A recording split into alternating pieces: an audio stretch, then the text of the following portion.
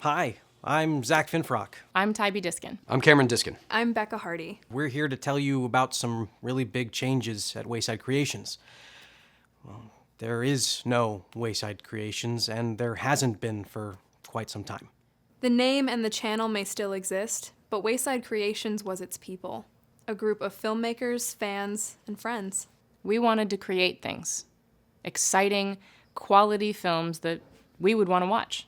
We wanted to work on projects that we were passionate about and move all of our careers forward, together. We understood that our fans and backers were the lifeblood of what we were trying to do, and that's all gone now. Wayside Creations has become a company that forges relationships with creators and financiers to put more and more into the company until sooner or later they start asking questions. Even simple ones like, hey, where did all the Kickstarter money go?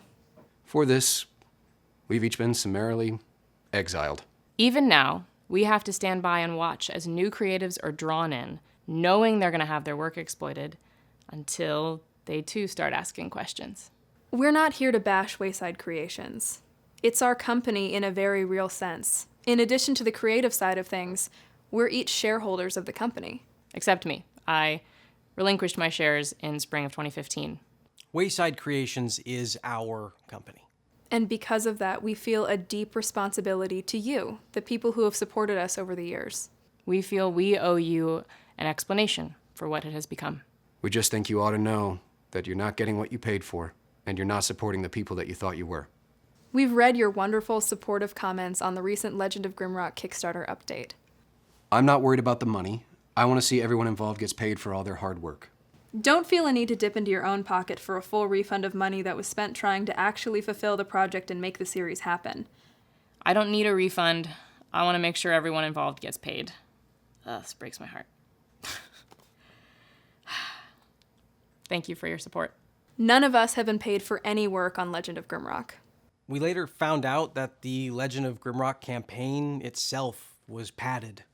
To ensure the campaign succeeded, individual investors were asked to put in lump sums with the promise of their money back plus interest when the campaign closed. So while it looks like the Legend of Grimrock Kickstarter made $121,649, we've found loan contracts that make up for at least $65,750 of those dollars, with an additional $6,625 of backers' money paid out in interest. And when we factor in the average donor drop-off rate plus the Amazon fees, the actual money raised looks closer to maybe $30,000 or $40,000.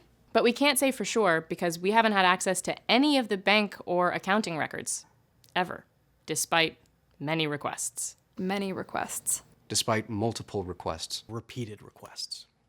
But aren't shareholders legally entitled to have access to those documents? Yeah, sure are. That's why we're here. The most recent Kickstarter update implies that we fell prey to fraudulent behavior in Minnesota. This is simply not true. Almost all the Kickstarter money was gone before we even started talking to the producers in Minnesota. And those producers actually put their own money into making the feature film happen, not the other way around. Legend of Grimrock wasn't involved. I wrote a feature-length film script based on Chris Avalone's treatment for Legend of Grimrock. When I finished it, I was told that all the money was gone and I would have to wait for a budget to come in before I could be paid for my work. So then what was the Kickstarter money spent on? Tales from the Wasteland has moved forward without any of us. We were told that Kickstarter money was gone over a year ago. So we can only assume that the recent Geek and Sundry partnership is paying for production and backer perks in exchange for re-airing old episodes of Nuka Break as well as the new installment. Tybee, Cameron, and I put together a script for Tales from the Wasteland, but I can't imagine Wayside is shooting that without us. We're proud of it, so we're going to send it to our backers to read anyway, but we have no idea what the new installment will look like. Mark Zorn built an incredible new Ranger costume built specifically to my measurements, yet I have never been contacted about shooting. From all I can tell, the character I created has been recast. Fallout Nuka Break was created by some of the biggest Fallout fans out there.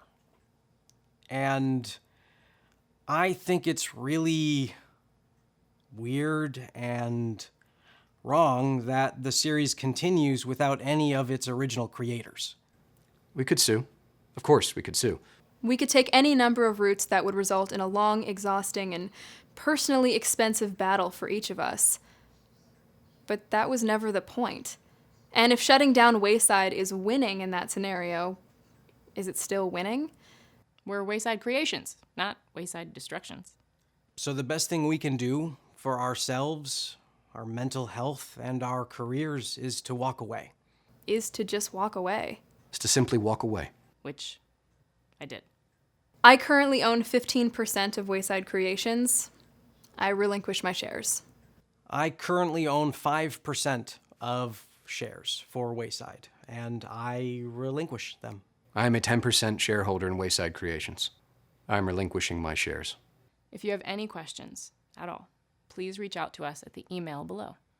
From all of the Wayside creators, thank you guys for everything. Thank you for everything. Thank you. Thank you for everything. Over and out.